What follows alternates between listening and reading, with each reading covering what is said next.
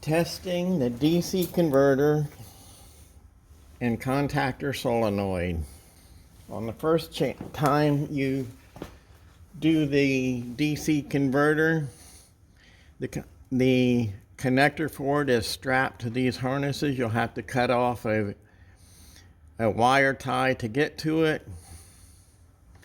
I find it easier to remove the DC converter. So I'll do that real quick. These screws use the same Torx 30 as the side panels. Disconnect the DC converter.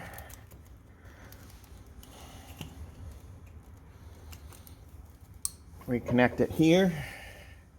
When testing the DC converter, the only reason to do this is if you don't hear the solenoid click and or the headlights don't work. All this does is it produces 12 volts to turn on the contactor here and to turn on the headlights. So the voltmeter needs to be set on volts, and I get my ground from the port. First thing you do is test the fuse voltage. You should have 50 volt or battery voltage on both sides. My battery has 50 volts in it right now, so the fuse is good.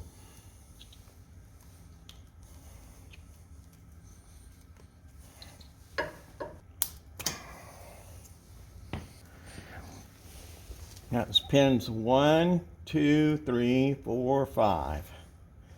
Pin 1 is that wire we just tested. Let's see.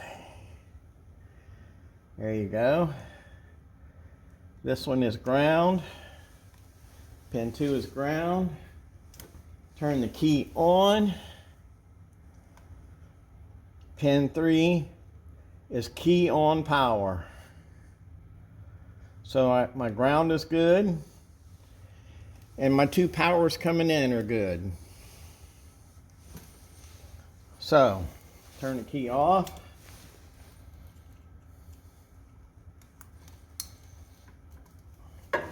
Reconnect the DC converter.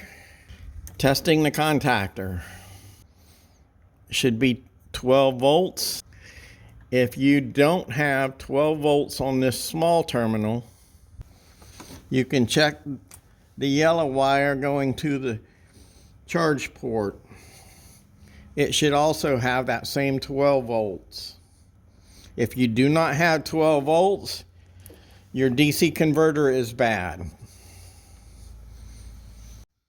So now we're going to test this orange solenoid, the two small terminals.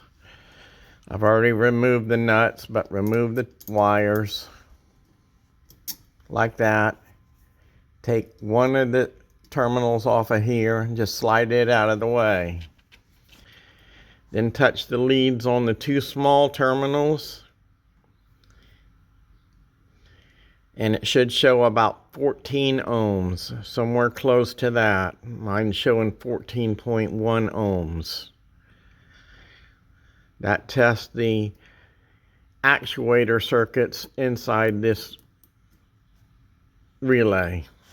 When the solenoid clicks, it's got a set of contacts in here that contacts these two terminals together. So the large terminal here is battery voltage. Over here, this goes to all the controllers. This is the main power input to all the controllers.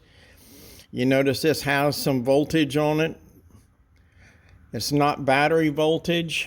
This is actually stored voltage that are in all the capacitors and the controllers. This thing could be anywhere from 0 to 48 volts with the key off. The main thing we're looking for is, with the key on, the solenoid clicks and it's exactly the same battery voltage. 50.5, 50.5. And that pretty much covers the diagnosis of the DC converter and the contactor solenoid.